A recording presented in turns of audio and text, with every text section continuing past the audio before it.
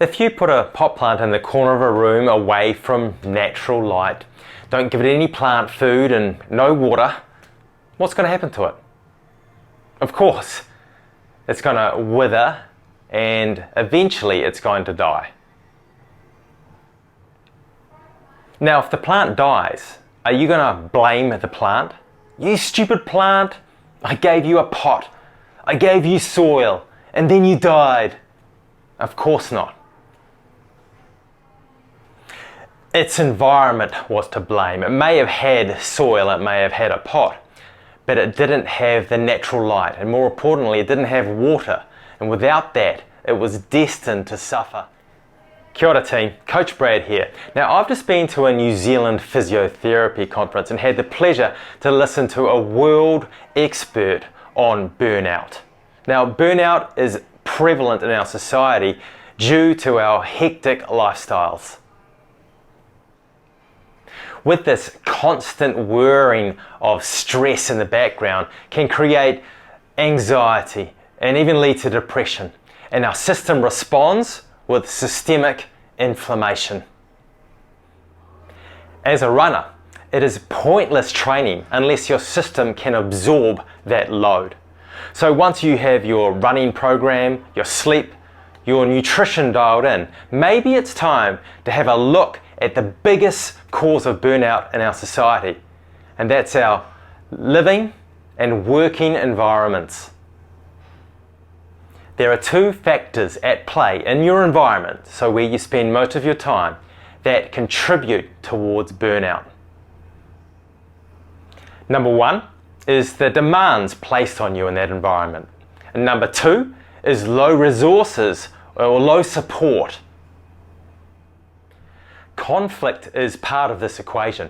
It could be external, so that is interactions with, you say, flatmates, family or workmates, or internal, which might be a feeling of not really wanting to be where you are.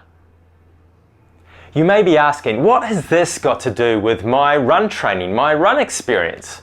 Well, if you don't optimize your living and work environment, you will never get the full benefits of your run training. Burnout has three strands. First is the stress strand. That's when you become physically and mentally exhausted.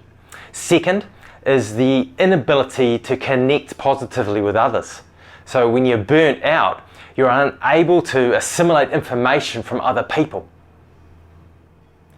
And thirdly, burnout creates an ineffectiveness. You feel ineffective in all areas of your life, and this includes your run training. So how do we overcome burnout? Well, we reverse the slide in those three strands. For the first strand, that's stress, look at your nutrition, your sleep, hydration, making sure that your exercise sessions are soul enhancing rather than destroying. You cannot out-exercise or over-exercise to try and get out of burnout. That's only going to make it worse. For that lack of connection, well, be proactive. Organise a coffee date with a mate. Organise a run with a running buddy, or even a date with your spouse. Be really proactive with getting reconnected in with your whānau, your family, and your community. To reverse the slide on the third strand of ineffectiveness, take some time to have a think about when was the last time that you felt effective. Maybe you need to look at upskilling, taking a course.